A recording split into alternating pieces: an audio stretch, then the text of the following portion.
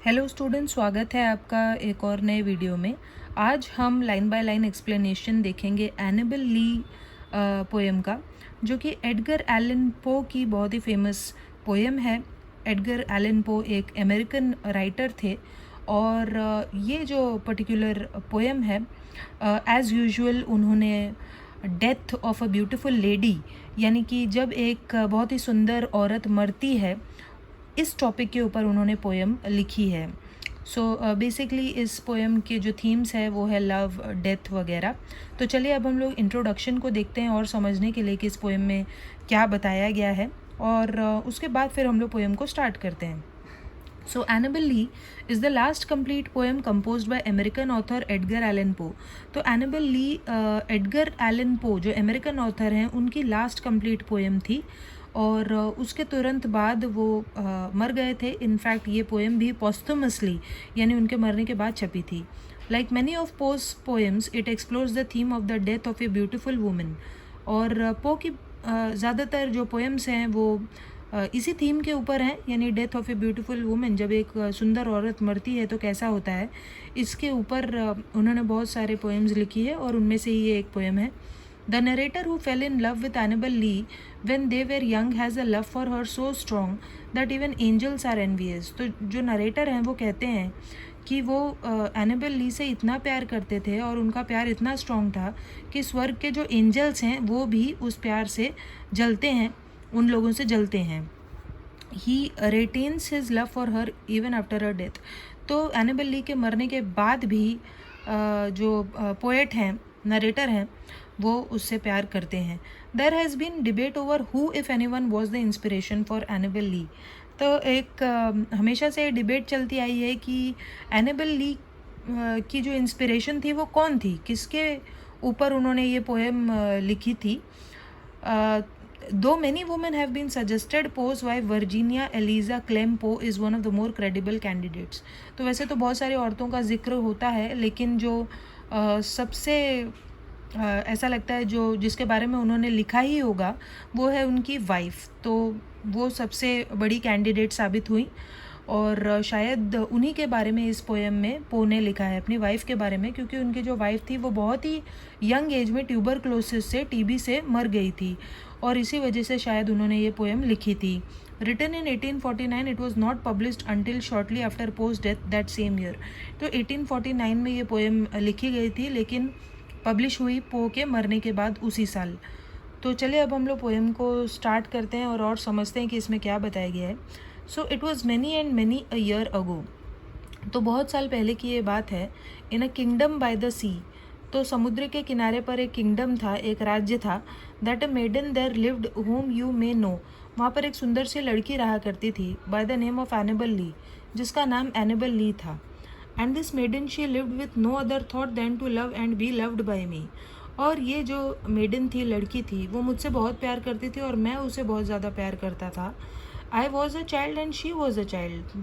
तो यहाँ पर जो चाइल्ड है वो चिल्ड्रन के लिए नहीं यूज़ हुआ है।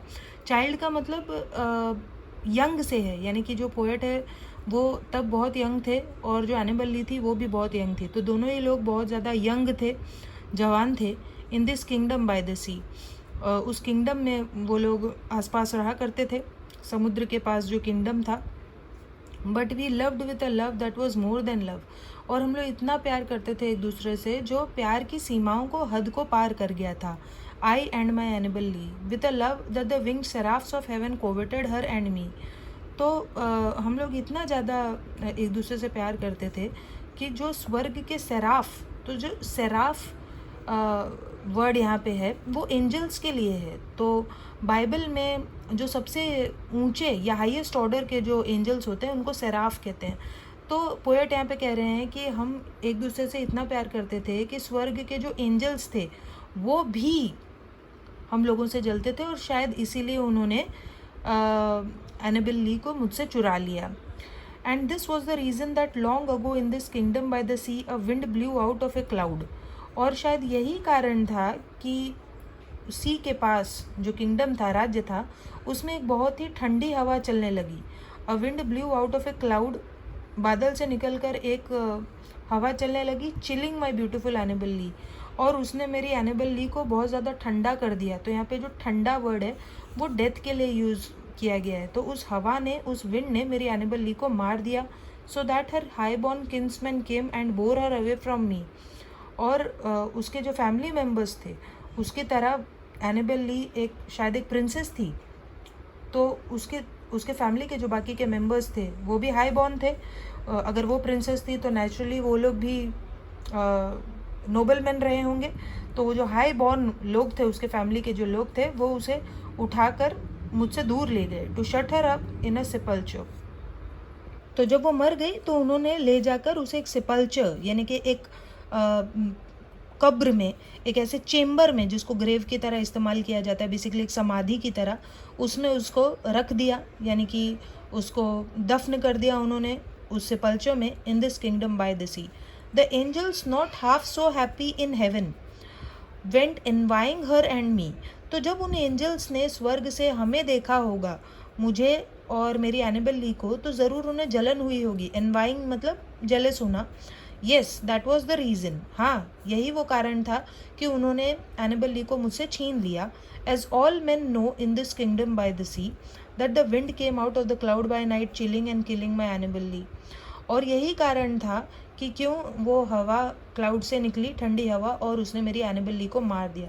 क्योंकि स्वर्ग के जितने भी एंजल्स थे वो हमसे जलते थे और वो चाहते थे कि एनेबल ली वहाँ स्वर्ग में आ जाए और उनके बीच रहने लगे। इसीलिए उन लोगों ने एनेबल ली को मुझसे छीन लिया। But our love, it was stronger by far than the love of those who were older than we. लेकिन हमारा जो प्यार था वो इतना कमज़ोर नहीं था, वो बहुत ही स्ट्रॉन्ग था। और हमसे जो बड़े बड़े लोग जो प्यार करते हैं, प्यार के दावे करते हैं, उससे भी कहीं ज़्यादा बड़ा था हमारा प्यार, मजबूत था हमारा प्यार। Of many far wiser than we. तो हमसे जो होशियार लोग हैं, हमसे जो बड़े लोग हैं, जो प्यार की कस्में खाते हैं, उनसे भी कहीं ज़्यादा स्ट्रॉन्ग था हमारा प्यार। And neither the angels in heaven above nor the demons down under the sea. और ना ही स्वर्ग के एंजल्स और ना ही नर्क के डीमंस, राक्षस, हमें एक दूसरे से जुदा कर सकते हैं। Can ever dissever my soul from the soul of the beautiful Annabel Lee. तो ना एंजल्स और ना ही डीमंस मेरी आत्मा को एनेबल ली की आत्मा से जुदा कर सकते हैं, अलग कर सकते हैं। इतना ज़्यादा स्ट्रॉन्ग है हमारा प्यार। For the moon never beams without bringing me dreams of the beautiful Annabel Lee. क्योंकि जब भी चंद्रमा खिलेगा, बाहर आएगा आकाश में, तब मुझे हमेशा एनेबल ली की यादें आएंगी और मैं उसके सपने देखूंगा। And the stars never rise but I feel the bright eyes of the beautiful Annabel Lee. इसी तरीके से जब भी पोएट सितारों को देखता है, तारों को देखता है, तो उसे ऐसा लगता है कि वो एनेबल ली की आँखें हैं। तो वो जब भी चंद्रमा को देखेगा, तारों को देखेगा, तो उसे एनेबल ली की याद आएगी। And so all the night tide I lie down by the side of my darling, my life and my bride. और इसीलिए मैं हमेशा लेटा रहता हूँ मेरी डार्लिंग, मेरी ज़िंदगी और मेरी ब्राइड यानी कि मेरी दुल्हन के बगल में लेटा रहता हूँ। यानी कि एनेबल ली की जो कब्र है उसके पास ही पोएट लेटा रहता है। In her sepulchre there by the sea, in her tomb by the sounding sea. तो एनेबल ली जो अपनी कब्र में, अपने टूम में दफन है, उसको दफन कर दिया है, वहीं पर पोएट लेटा रहता है उसके साइड में और ऐसा महसूस करता रहता है कि अभी भी एनेबल ली उसके साथ है। इतना ज़्यादा स्ट्रॉन्ग उसका प्यार है एनेबल ली के लिए कि एनेबल ली के मरने के बाद भी वो उसके मन में है और कभी भी वो उसे भूलेगा नहीं। सो ये पोएम थी। और चलिए अब हम लोग इसके लिटरेरी डिवाइसेस देख लेते हैं। सो अगर हम राइमिंग स्कीम की बात करें तो अलग अलग स्टैंजा की अलग अलग राइम स्कीम है। जैसे फर्स्ट स्टैंजा की आप राइम स्कीम देख सकते हैं। अगो, नो, ये राइम हो रहा है इसलिए ए। सी, ली, मी, ये 3 वर्ड्स राइम हो रहे हैं इसलिए बी। थॉट यहाँ पे एक अलग वर्ड है, इसके लिए यहाँ पे सी आया। तो बेसिकली राइम स्कीम हो जाती है ए बी सी बी। और फिर अगर फिगर ऑफ स्पीच की बात करें तो बहुत सारी लाइंस को रिपीट किया गया है। तो रेपिटेशन बहुत बार पोएम में यूज़ किया गया है। जैसे in this kingdom by the sea, ये जो लाइन है वो बहुत बार रिपीट हुई है, इसलिए ये रेपिटेशन है।